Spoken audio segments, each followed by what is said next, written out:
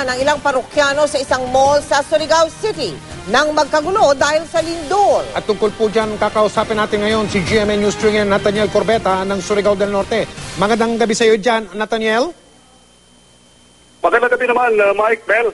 Kamusta ang sitwasyon dyan ngayon sa kinaroroonan mo? Well, Mike, kanina nang nagpunta ako doon sa Gaisano Mall nang matapos yung pagyanig mga 4:50 ng hapon. Napaka-traumatic yung situation kanina, Mike, dahil nagsilabasan yung mga tao. More or less, nakausap natin si Barangay Captain Frida Coron ng Barangay Luna kasi yung Gaisano Mall, nandyan located in Barangay Luna.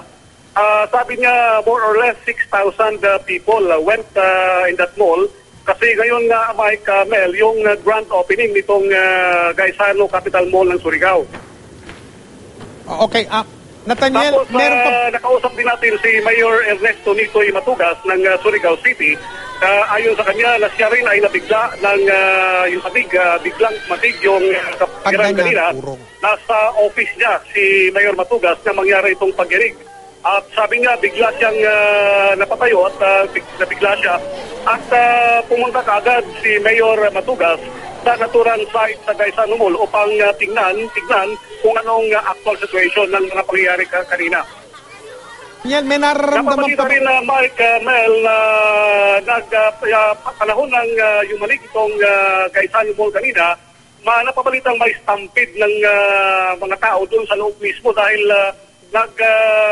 marami kasing tao talaga ang nandun sa loob mismo ng Gaisano Mall. Nathaniel? At sa report natin na kukuha ngayon, may mga more or less 20 injured na mga residente, Nathaniel, na mga shoppers na nandun kanina. At sa ating information, isa ang na-confide at yung iba, mga minor injuries lamang.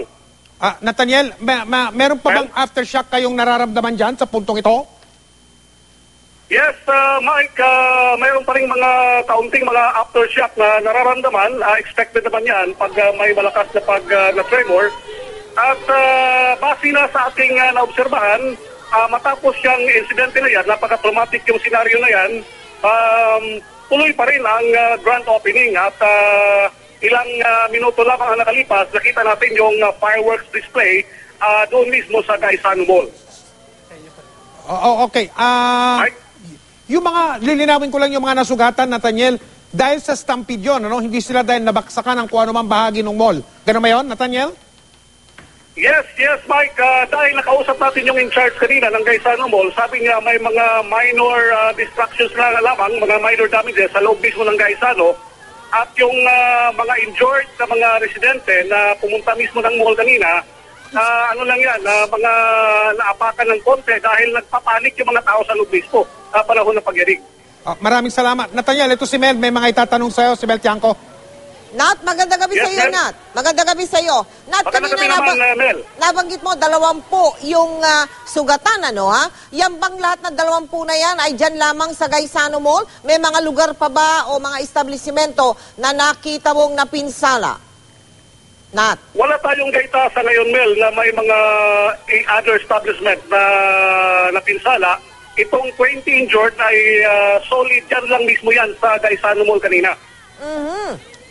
So bakit sa Gaisano Mall lang nagkaroon ng nagkaroon ng mga sugatan, Nat?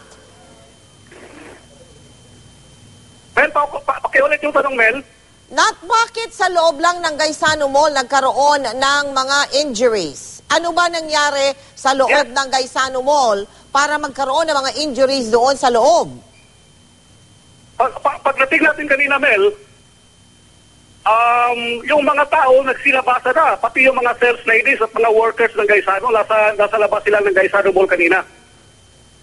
At saka nakunan ko nga ng video itong babae na hinimatay kanina, yun ang naabutan ko kanina pagdating ko doon sa Gaisano Mall. At saka yung nakausap natin mismo rin si City Mayor Ernesto Matugas, panahon ng siya rumisponde kaagad, nagpunta siya doon sa site mismo sa Gaisano. Kasama yung kapulisan. Controlled naman ng PNP Mel ang buong paligid ng Gaisano at under control naman ngayon ng mga otoridad. Pero, Nat, anong uri ng injury ang tinamo ng mga nabanggit mong mga nasugatan? Nat? Mga minor contusions lang, Mel, sa impormasyon na atin nakuha. Kausap na kasi natin yung isa sa mga workers dyan, sa mga, yung quick action response team ng Surigao. Sabi nung nakausap natin, mga minor contusions lamang. Maliban doon sa isa na na-confine kasi yan medyo traumatic talaga. Nararamdaman niya na talagang traumatized siya noon, panahon na yon. Aha. Maraming salamat at mag-iingat kayo dyan, Nathaniel Corbeta ng Surigao del Norte.